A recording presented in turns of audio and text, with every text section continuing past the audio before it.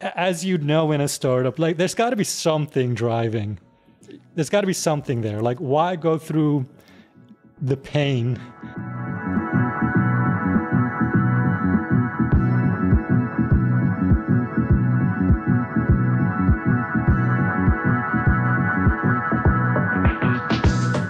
Welcome to another episode of the Accelerometer. Today we have Nick with ShowZone. Nick is building an AI presentation software. And Nick, why don't you tell us a little bit about your work?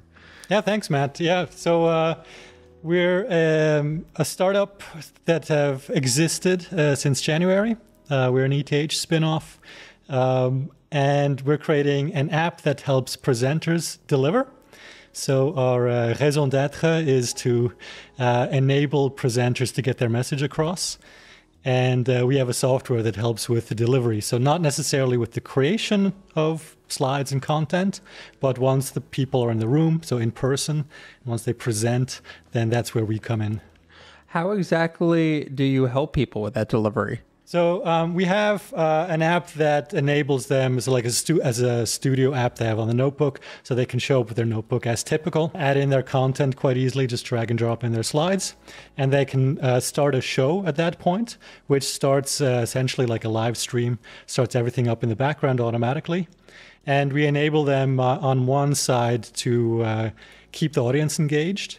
So typical on an audience in a presentation will kind of lose track with what's being said within 10 minutes. And usually a presentation or a class for that matter could go on for much longer. And we try and enable this interaction back so that with the app, the audience can stay engaged. What we also try and help is that after the presentation has ended, that the information that they tried to get across is prolonged. And we do that by generating a summary of everything that happened during the presentation so that the audience, when they leave, they essentially get a summary in their pocket, can take that information along. Because what we've seen and what we've seen in research is that even after, immediately after a presentation, people can't remember up to 80% of the content. So if you immediately ask them, what was talked about in the presentation you just watched, they can talk about maybe 20% of it, but the vast majority of it is lost. So we're trying to get that problem solved as well. So is that your main KPI right now? I guess how much people remember after their presentations? That's our KPI for us. For the presenter is to somehow measure if their message actually got across or not. Yeah. So this would be some sort of a call to action that they can measure. So they would see, 50 people were in the audience, and of those 50 people, 40 people followed through with some sort of call to action or their key argument, their message. And if we can measure that, and they can say, okay, using ShowZone, they're superior in reaching that call to action versus not having it, then that's when we did our job well. How much have you improved that so far? So far, it's hard to measure. We're an early stage startup, so we're still proving that part in the product market fit. From our observations so far with a limited data set, there is an improvement definitely there, but still need to, look at long and hard at the numbers. If not, then of course we'll start removing bits and pieces. So this is that product market fit area we're in right now, which is quite exciting. So we have, the first stable version of the product, and it's out there, it's being used. And right now we're looking and seeing, okay, what's the feedback we're getting? How are people interacting with it in the real world? Which is always surprising to see after having a product in development for quite some time. But that's the measurement we're doing there. So you're in the arena trying things. Exactly. We have the software developed in a first version, so it's very beta, let's put it that way. But it's stable, and it's good enough for a presenter to want to use it because that's their livelihood. They have that message that they want to get across, and we don't want to give them something that doesn't function at all. So we reach that quality level, but now we can also observe from afar, see how it's being used, see how people are interacting with it. And that's quite interesting. Did you dog test this internally? Or are you like now a company that has just an extremely large number of meetings in order to like dog food your product? It came out of a personal need, actually. So we're definitely, dog fooding. So when we started, this was during the pandemic. So I was a lecturer. And during the pandemic, I would be sitting at home in my office space, having, a Zoom call with 30, 40 students staring back at me. And I'd be trying to hold a class and trying to make it interactive. And I always thought, there's got to be something better than this. And throughout the pandemic, I got better and better at it, to the point where my office became kind of half TV studio and half IKEA. At the same time, my co-founder, Aaron, he was a student at ETH and was on the other side of things. So he would have cases where he'd be sitting in his room all day watching these classes and the interaction would be fully lost. So we had that initial need, the two of us, and that's actually how we found each other. Have you kept your post as a lecturer through building the startup? I decided to give that part up, actually. Just to fully focus. So we're now 3 co-founders, and in January we decided to commit 100%. So Congrats. No, thanks a lot. No extra jobs, no side gigs, just 100% all in, and gave us a time span of a year plus minus to achieve what we wanted to. Was that jump scary for you guys? Somehow, for me, it felt a bit less scary. I would say it varies between the co-founders. Also, seeing what's their personal risk. So is their family involved? So Aaron's as a student, kind of already was used to kind of the low income, low expenditure lifestyle. My other co-founder, Simon, has a family, so he has a bit more pressure there. But I didn't necessarily feel scared, but I also had that support from my wife. She's working 100%. And if I promised to take over all the household work, then I could go on, right? So for me, I still have that sense of kind of security, and I don't truly mind not having the money all the time because the work itself is so fun. One VC, when I was raising money, called me a mission-driven founder. Would you say that you're a mission-driven founder? I think so, yes. Because as you know, in a startup, there's got to be something driving. There's got to be something there. Why go through the pain of building a product? There are masochists out there. Yeah, that's true too. I'd say more mission-driven than masochist in my case, yeah. At what point did you and your co-founders look at what you were doing and decide this right here, let's make the jump right now, let's quit our jobs? We started as kind of a student project, or it started as a student project. So it started without me, and a few months in, I joined in, and shortly before, actually, my other co-founder, Simon, joined in. So he's coming from the business side of things. He was working for EY previously and had the business expertise and joined into the project. And we found ourselves on the basis of what that mission is, which is quite unique, I guess. And so we didn't know each other beforehand. How would you distill that mission down? The mission is to enable presenters to get their message across. To enable presenters to get their message across. Yes. So if you think about a classroom, the instructor wants to educate. And there's that content that needs to get into the heads of the audience. Yeah. And we want to optimize that communication form and make it better. Attaching a vision to the end of the mission would be, in a few years' time, the next person that has, that great idea out there. They have that great new thing they want to express. If they express it through ShowZone, then we'll ensure that, their idea gets out there and gets heard. Couldn't this be a dangerous mission? Are you worried that you could enable the wrong person to get their message across? I haven't thought of it that way. I was always thinking positively, like, yeah, that must be a good mission. The positivity of that message has never been questioned so far. When I started, actually, I was emailing people trying to get people to use our product, and it says on our website, our mission is to democratize AGI. And somebody messaged me and they were like, how could you say something like that? Like, that is such an evil mission. I encourage you to rethink your values. And this was, I'm not going to name it, but this was the CEO of a large company. And that was the point where I knew I was doing something right. I agree. I worked at a startup before, and the founders there were kind of my heroes. And one of them did say, when stuff started to happen, right? You know, you get kind of that shitstorm on Twitter, right? The naysayers, yeah. To me, it was like, oh, we did something wrong, you're here. But he was saying, if that wouldn't happen, we wouldn't be doing something of value.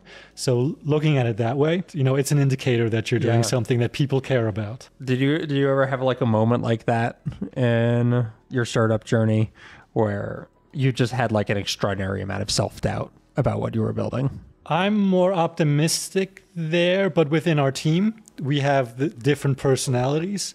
And I wouldn't call it self-doubt, but it would be more like criticism. Yeah. It'd be like highly critical, like, is this the thing we're building? And that criticism is often brought up, which is healthy. And we kind of need to discuss it through. I'm generally feeling quite positive of what we're building. Like, I still, you know, every morning get up and think, you know, let's do it. Yeah. And yeah, just go out and program the thing and build the thing. So yeah, so far, so good. Is this your first startup? It's my first startup of my own. So I've been previously with the ETH spin-off Get Your Guide, which is a travel company. Very highly successful. And I've been along with their journey as an early employee for about 6 years, to the point where they became a unicorn, which was that incredible fast growth journey. And that's where I kind of learned to step out of the comfort zone, just try to get that mentality of building something, putting it out there, seeing if it works, tear it down, build it up, all that iteration. And that's been incredibly helpful now with my own startup, is to just accept those facts. But it's a very different thing to be in a growth startup versus a 0 to 1 startup. What's been the most challenging thing for you about having your own startup? I would say resources. We're a software company, and to build a software of value, and not just a small tool, right? It's something that needs to provide a value, have a functionality, need to be thought through, have a good user experience and all this. It takes time. And we're 2 engineers in a 3-person startup, and that pace is too slow. And that's the key challenge as a software startup. So what we expect is kind of like that plateau where we hit version 1.0 of the software, getting it out there, paid customers, being able to really like dig in with the marketing and scale, which is different to, another startup. Had we been selling cookies, we could have had the first cookie customers within days, right? So, but not for us. So that's for me, that key challenge of like that long stretch as a software startup to get to something of value that customers are willing to pay for, just with that limited amount of resources available and time, of course. How do you stay motivated? I mean, I guess you're very optimistic, but how does your team stay motivated? We're, as a team, we gel quite well, surprisingly well. I could have interviewed 100 people and maybe not have found that same team that just somehow works and fits together. So it's like all personalities kind of extend each other, and we just work. And so there's no personal drama. There's real talk, there's real discussion. And I think that works well to stay motivated. So the answer to your question would be just pure luck at this point. How do you think about company culture? To me, culture is the basis. and it's highly important. So would I look for a job now? Would I go out there and look for a job? The number one thing for me would be to evaluate if it's a good company culture or not, over wage, over location, over possibly the work itself. I'd put it at number one. So it's kind of that basis that everything else is built upon. So how did you, I guess, first get introduced to generative AI? Through the outside world, but also my co-founder. So the initial student project we joined had 2 data scientists there, which with a deep passion for AI. And joining there, that's kind of my first touch point. Interesting thing there, though, is that I didn't join because of the tech. I joined because of kind of that problem or that need or that itch worth scratching. Nonetheless, AI opened up the entire new possibilities, so it's kind of like connecting the two. But I would say for me, it really like got into the nitty-gritty early last year. That's really cool. What was it like for you first seeing AI? Amazing. So of course, there's always that Chat GPT initial experience, right? That was awesome. But then also building the product and using it, and then sometimes it goes weird, and then you see it like not working, but then you like it's like hard to wrap the head around. Like, okay, so I'm using this AI, and something's not working, and it's just like going off track somehow. And then you start hallucinations, like in transcription. We've had cases where I would just start repeating a word infinitely. And I'm like, oh, okay, got to fix that. Or one case where I was developing and just kind of talking into the microphone. And then when I finished my test presentation, I got a summary back that I thought was hard-coded by my colleague. But then I ran it again and it wasn't there anymore. So the thing it gave me back based on my testing, talking into it, was so good I thought it was like a hard-coded text it was giving back. So that was kind of an amazing experience there. Using AI, do you ever worry that the hallucinations are going to cause problems for your clients? Not just in that, it's not giving back the right result, but it will hallucinate in the wrong way. Yes, on some occasions. So a transcription, like modern transcription, like a whisper, is fantastic, right? Where you get a really high probability of getting the right words. We also have the benefit of having some context where, there's slides, there's text on the slides, there's all of this, and then there's context of a class or a presentation. So it gets it quite right. Nonetheless, people are afraid of presenter that it could be transcribed wrong and some output could be wrong.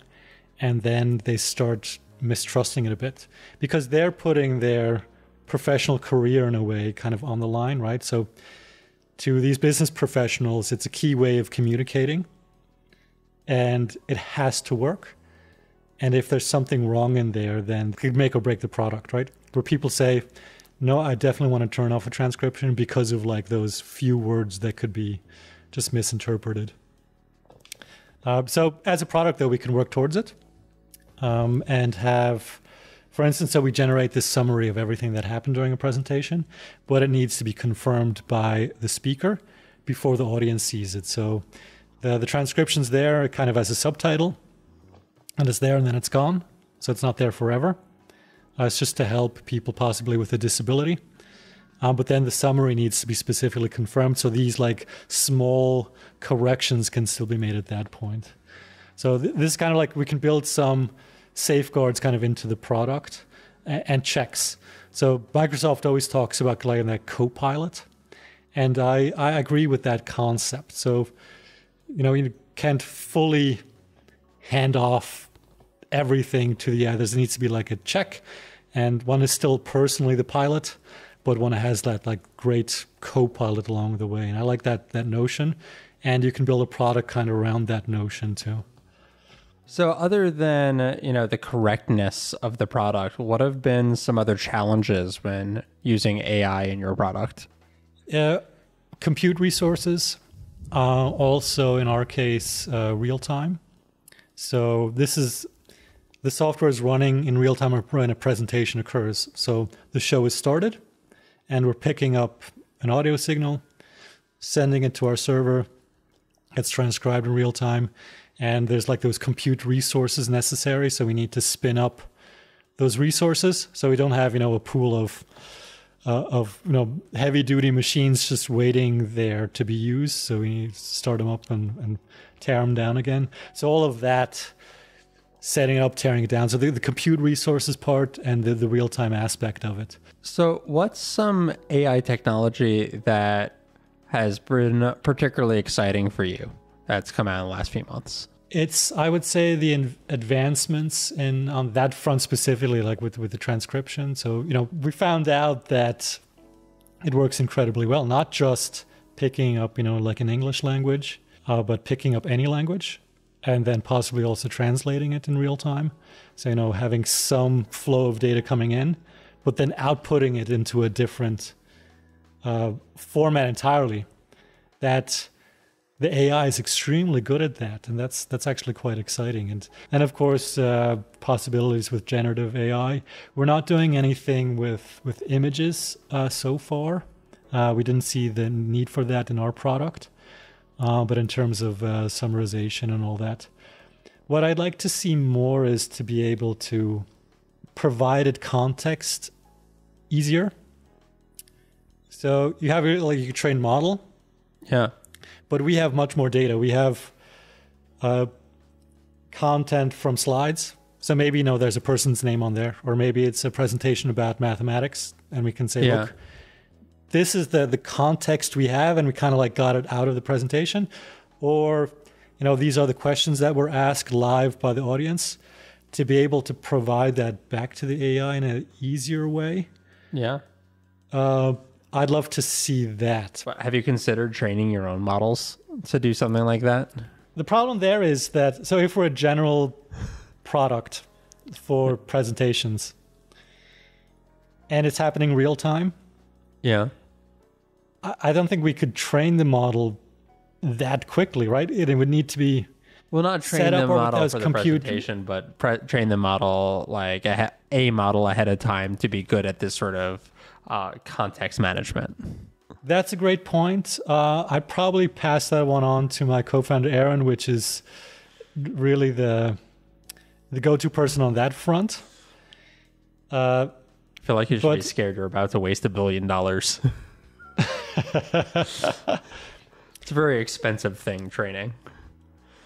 Yeah, that's kind of that thing. So a transcription and generating text content is manageable, but then training a model on the fly, that would be definitely like a future that I want to see.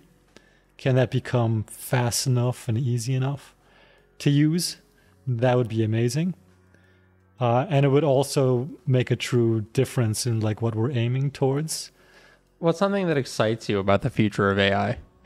I'm very positive about like all the new possibilities. So a few days prior to this recording, we were at AIX Summit, which was a big conference here in Zurich, hosted by the AI Center. And just the vibe and the excitement at that conference was something I haven't seen in quite a while.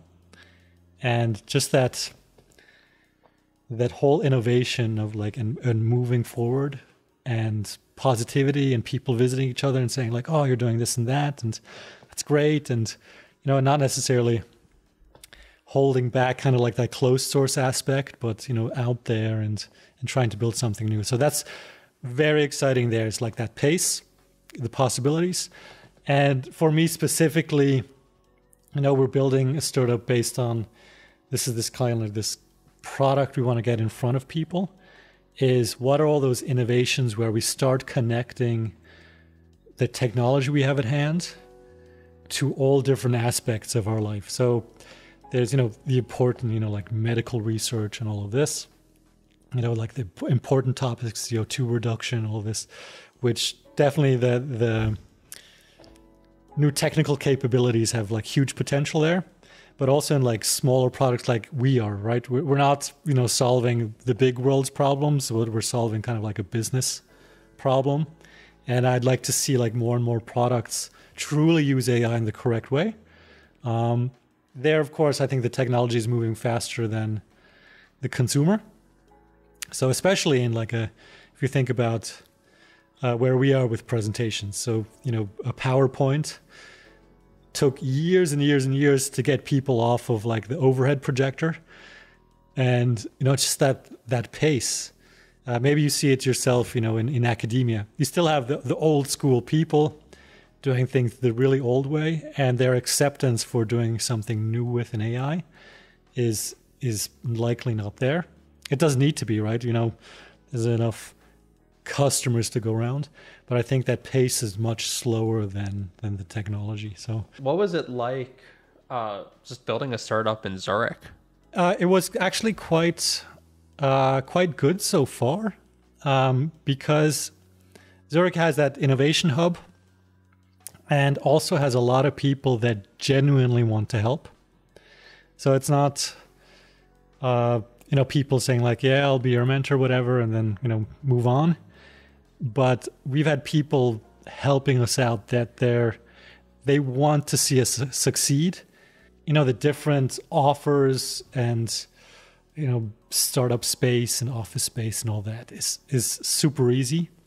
Almost the opposite, where people want us to come to their office and we say, no, thanks, we're already in the other office. So we're the prettiest on the block, so to speak, and they want to entice us to join. So, but on the flip side, what I've seen in terms of investment is not on par with other places. And I'd like to see that happen. When I was speaking to Swiss VCs, one of the early experiences, literally like we'd been building the company for maybe a month and a half. We had like this demo product out and we went out to raise money because we were dumb and young.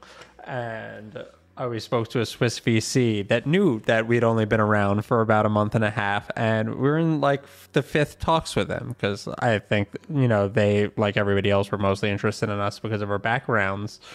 But 5 talks in, the full team was there, sitting there, like meeting ended. And they were like, we really like you guys. We want to invest. But for the next steps, we need you to come up with your 5-year financial projections. Our company's been around for a month. You expect us to know like how much money we'll be making and how much money we'll need in 5 years? I have sat there on the other side of the table and looked at startups to invest in myself. I was curious about how to do it. And that is not like you've been there. Like you've been building a startup. You know that like anything that a 1-month startup tells you like is utter made up nonsense. You don't care about that. Like you care about like who the founders are, like if the idea is good, if they have traction or stuff like that, not about their projections. Yep. Yeah, we've been looking at it too, right? So it's always funny from my perspective. It's like, yeah, we got the team, we got the product, traction. Okay, like can discuss that as a startup, what traction means for us, right? Let's reinterpret traction. And so when we, get, criticism, I look at it as like, yeah, I just couldn't convince them what I believe on my side, which is like an interesting way to look at it. I mean, in terms of like the team, like I'm fully invested in the team and I know the team is awesome. And if I couldn't convey that, it's just like me not being able to bring that to them in a way that they can believe it. Yeah, the traction part specifically for a software product that has any sort of complexity to it, that's beyond like a simple tool, and that can't be a simple tool like fast enough. That's kind of like a conundrum there where on the one side you need to like prove that there's traction in some shape or form, but at the same time you need to spend the time to build a product that can be sold or used in some way. And that for me personally is a bit of a struggle. Like, where's that middle ground? because an investor will come and say, well, it's not enough traction, or like, come back when you're making this amount of money already. Well, the product is supposed to build itself, right? You get enough users, and the users build the product for you. Yeah. I mean, in hindsight, so if I look at successful software companies of recent years, also with Y Combinator, like the Twitch, or that's just the pain they went through in the years of building something until it finally like clicked into place and took off. They stuck with it, and that's commendable. Like with a lot of the product, like you got the Figma, or Zoom as well. Like they didn't just start 1 month in and be like, this is Zoom now, and here's the investment. They, you need to build it up to reach something first, and so they're kind of my heroes in that respect, right? Like they did like this march of death through the desert of software development and came out the other side and kind of survived and built something awesome and built something great and made money with it, and solved the problem. So thank you very much for coming on the Accelerometer. Thank you, Matt. It was really great having you. Thanks a lot.